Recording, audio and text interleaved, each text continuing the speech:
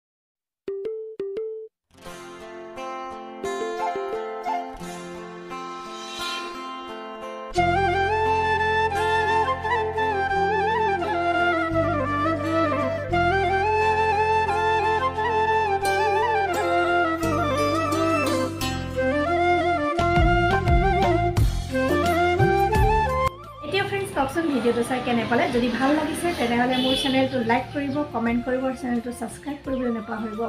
আপোনালোকে